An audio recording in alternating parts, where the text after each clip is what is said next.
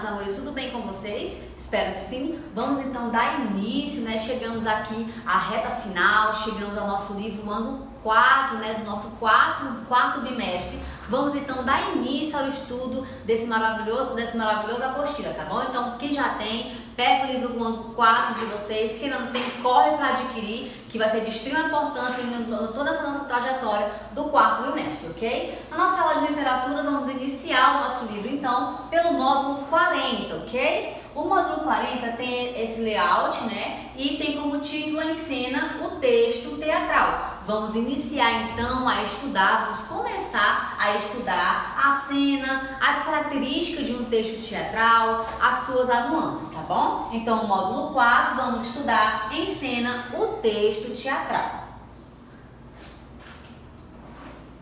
Esse módulo tem alguns objetivos e algumas noções básicas que eu trouxe aqui para vocês.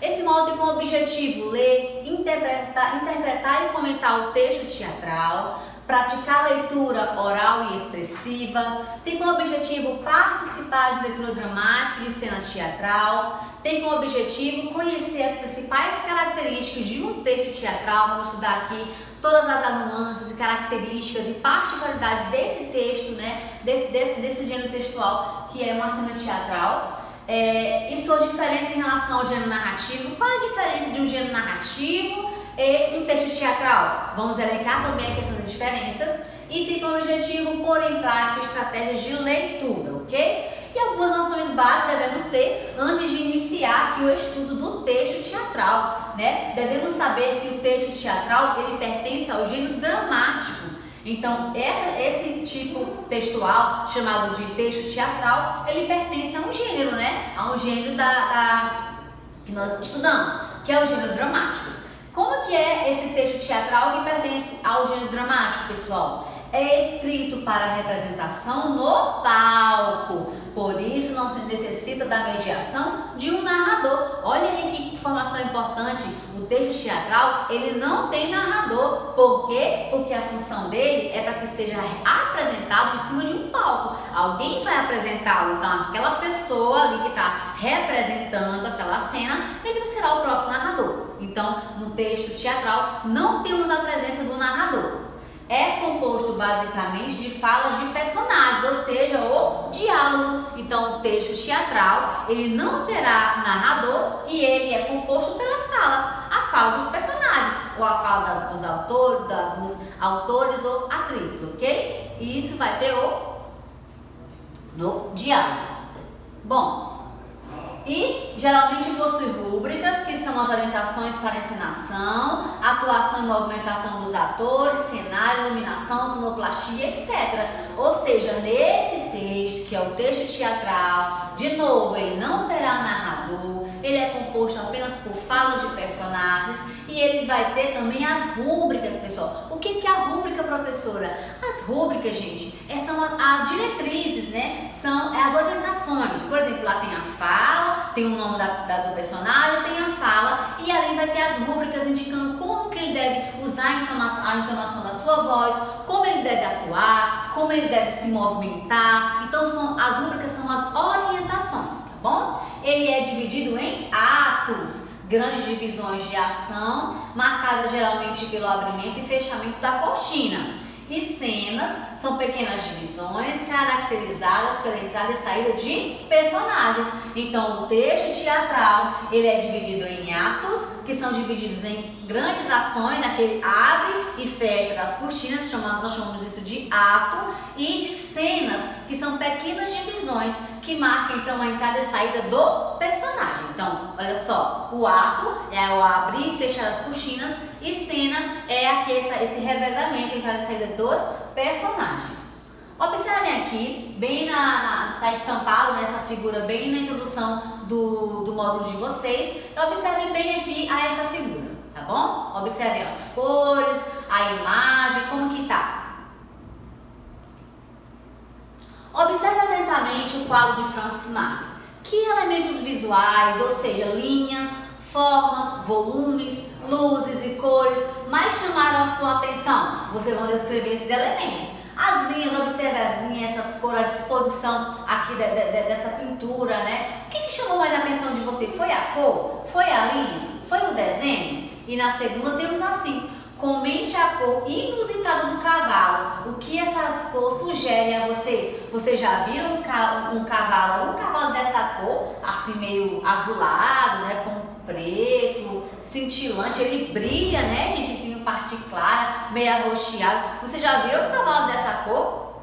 Já viram? O que sugere essa cor aqui para você? O que será que tem aqui nessa cor que chama a atenção? Por que será que esse cavalo tem essa cor? Vamos imaginar aqui por que temos aqui essa imagem, tá bom? Aqui, o texto narrativo e o texto teatral. Existe uma grande diferença entre ler uma história e assistir uma peça teatral. Quando lemos um texto narrativo, precisamos recriar na imaginação as personagens e os lugares descritos na obra. Por exemplo, o texto que nós lemos de Alice no País das Maravilhas, que foi no módulo 16. O narrador ele vai descrevendo detalhadamente, né, a reação da Rainha de Copas à resposta de Alice. Vamos ler um trechinho para relembrar? A rainha ficou vermelha de raiva e furiosa, depois de encarar a menina por um instante, como se fosse uma fera selvagem, começou a berrar. Olha aqui, ao lermos uma narrativa, aqui ó, lemos um texto narrativo, nós temos aqui as palavras, né, o narrador vai aqui contando a história pra gente, e a gente tem então que imaginar, né, imaginar toda essa cena, a gente imagina a rainha vermelha, a rainha nervosa, furiosa, a gente trabalha com a nossa imaginação, né, mais aguçadamente, a gente vai lendo, né, e aqui nós vamos imaginando toda aquela cena, aquele cenário. Entretanto, por mais expressiva e minuciosa que seja a descrição, a cor da pele, a expressão furiosa, o olhar de fera selvagem, a estridência do berro, cada leitor forma uma imagem mental do personagem um pouco diferente, dependendo de sua sensibilidade e da sua capacidade imaginativa e de suas experiências pessoais. Ou seja, por mais que nós tenhamos aqui várias características da rainha, estava vermelha, furiosa, encarou a menina, começou a berrar, cada um vai fazer a sua imagem mental daquela cena conforme as suas experiências, né? Então pode ser que um imagine de uma forma e o outro imagine de outra.